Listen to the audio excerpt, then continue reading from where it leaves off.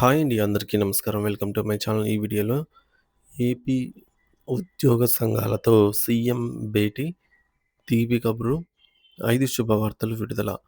దీనికి సంబంధించిన పూర్తి తాజా సమాచారాన్ని వీడియోలో తెలుసుకుందాము.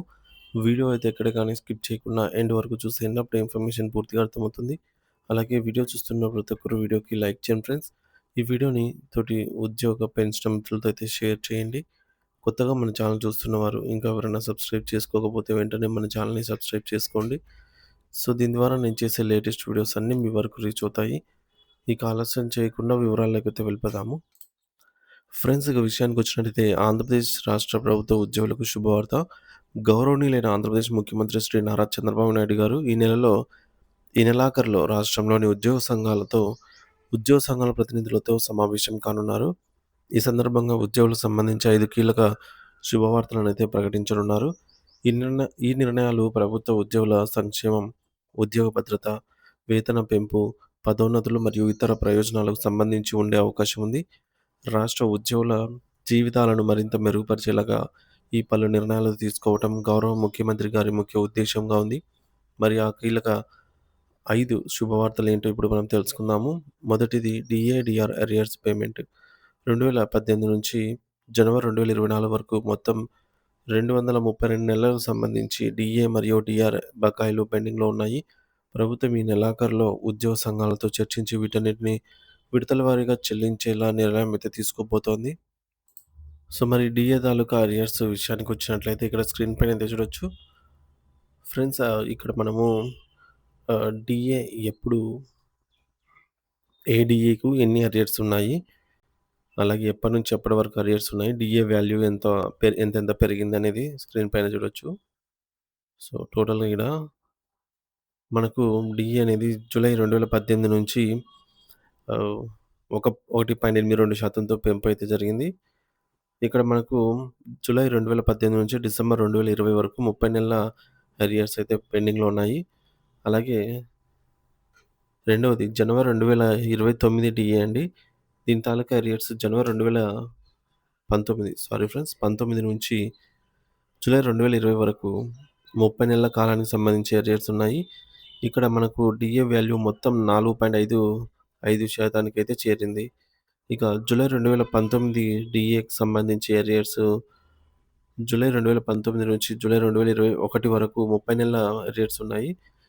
ఇక్కడ మనకు డీఏ వాల్యూ అనేది 9.1% హైక్ అయింది. అంటే పెంచబడిందనమాట. సో, కేంద్ర ప్రభుత్వం ఎంతైతే డీఏ పెంచిందో దానికి అనుగుణంగా రాష్ట్ర ప్రభుత్వం కూడా డీఏ అయితే పెంచుతూ వచ్చింది.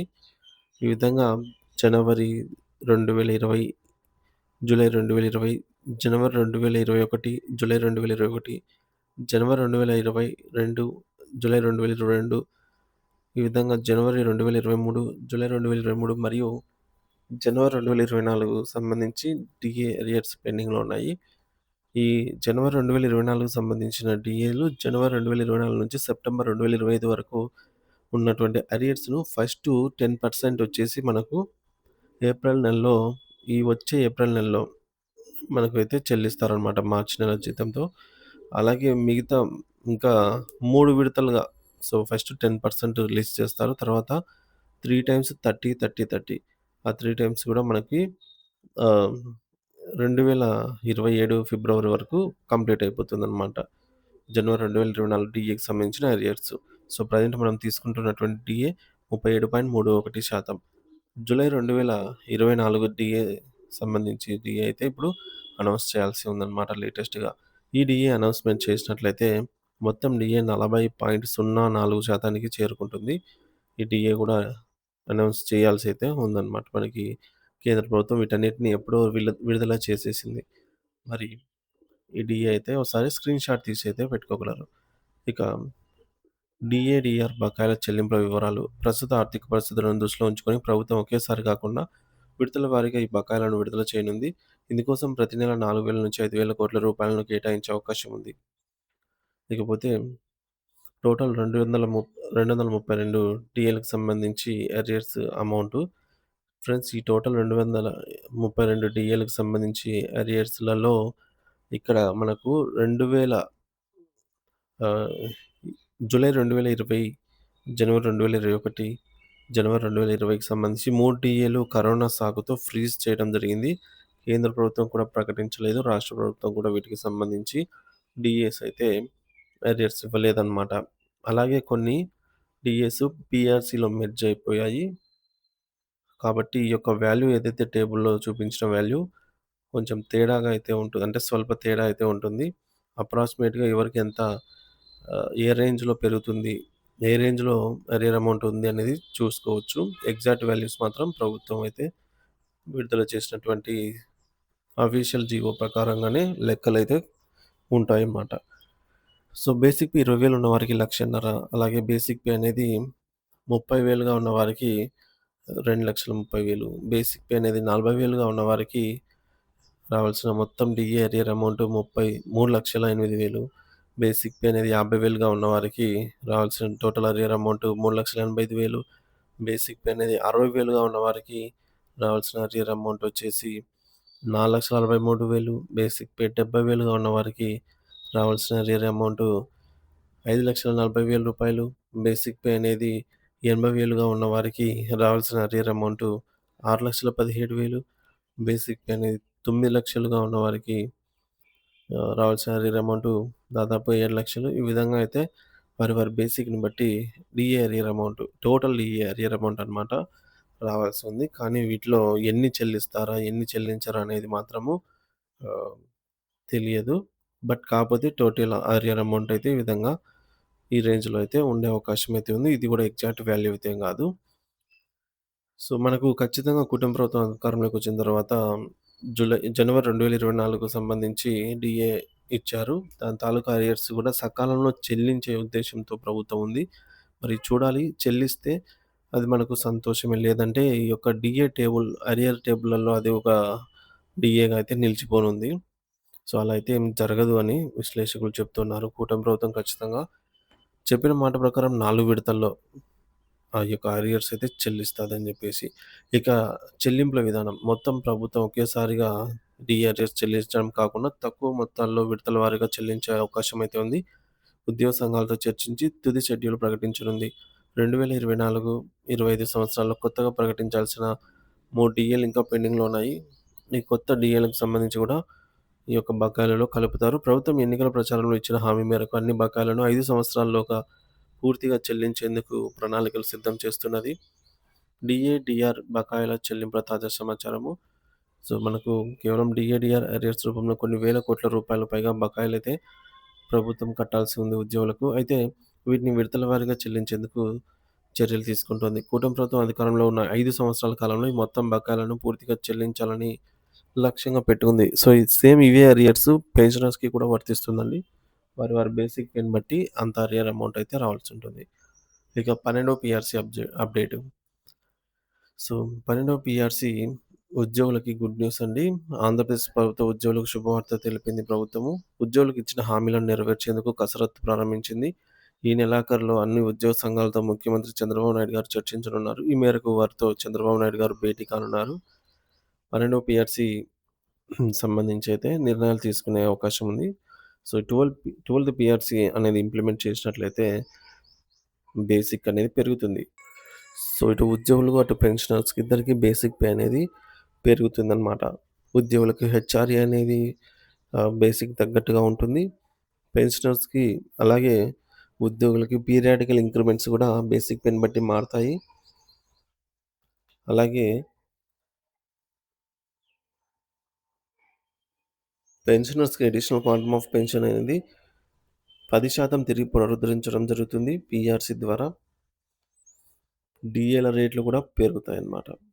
మొత్తం మీద 12 పీఆర్సీ అమలైనట్లయితే ఉద్యోగ, ఉపాధ్యాయ పెన్షనర్స్ అందరికి కూడా బెనిఫిట్ ఉంటుంది అని అయితే ఖచ్చితంగా అర్థమవుతున్నటువంటి విషయం. ఇకపోతే ఐఆర్ అండి. సో, కూటమి ప్రభుత్వం ఎన్నికల మేనిఫెస్టో ఇది. ఉద్యోగ పెన్షనర్స్‌కి ఇచ్చినటువంటి హామీలలో ముఖ్యంగా ఇక్కడ ప్రభుత్వ ఉద్యోగులకు కూటమి ప్రభుత్వం వచ్చిన వెంటనే ఐఆర్ ప్రకటిస్తాం అనైతే హామీ ఇచ్చింది అన్నమాట. సో, గత ప్రభుత్వము అధికారంలోకొచ్చి ఫస్ట్ క్యాబినెట్‌లోనే 27% ఆహ్, మధ్యంతర భృతి ప్రకటించాము అనైతే చెప్తున్నారు. సో, ఈ నేపథ్యంలో కూటమి ప్రభుత్వం అధికారంలోకొచ్చి దాదాపు 2 సంవత్సరాలు అవుతుంది కదా! ఇంకా ఐఆర్ ఎక్కడని ఉద్యోగ పెన్షనర్స్ కోరుతున్నారు. సో, మినిమమ్ 30% తగ్గకుండా ఐఆర్ చెల్లించాలనైతే పట్టుబట్టారనమాట. సో, 30% ఐఆర్ గనుక ప్రభుత్వం ఇచ్చినట్లయితే వారి బేసిక్ పేకి అదనంగా ఎంత శాతం పెరుగుతుందని ఈ యొక్క ఐఆర్ టేబుల్‌లో చూడొచ్చు. సో, బేసిక్ పే అనేది 25,000 ఉంటే 7,500. బేసిక్ పే అనేది 30,000గా ఉంటే 9,000.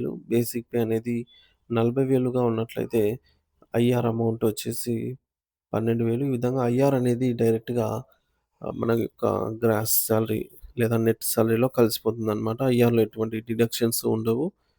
సో, ఇది బేసిక్ పేని బట్టి ఇస్తారు కాబట్టి ఇందులో ఎటువంటి కోత ఉండదు. ఐఆర్ అయితే మొత్తం కంప్లీట్‌గా చేతికొచ్చేస్తుందని చెప్పొచ్చు. సో, ఈ విధంగా ఐఆర్ టేబుల్ అయితే చెక్ చేసుకోగలరు. సో, వీడియో అయితే పాజ్ చేసి చెక్ చేసుకోగలరు ఫ్రెండ్స్.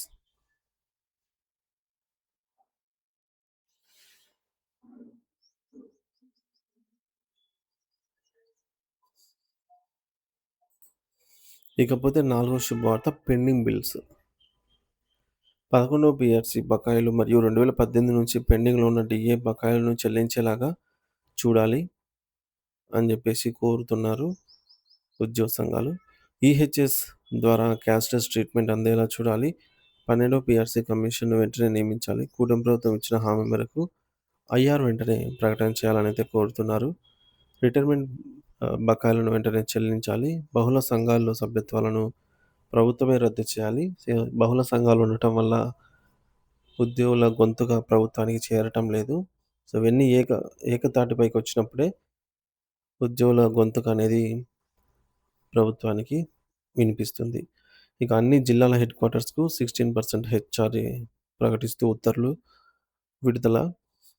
ఇక గత ప్రభుత్వ హయాంలో తీవ్రంగా నష్టపోయినటువంటి ఉద్యోగ వర్గానికి న్యాయం చేయాలి. ఉద్యోగుల దీర్ఘకాలిక సమస్యల పరిష్కారం కోసం ప్రభుత్వం చొరవ చూపాలి.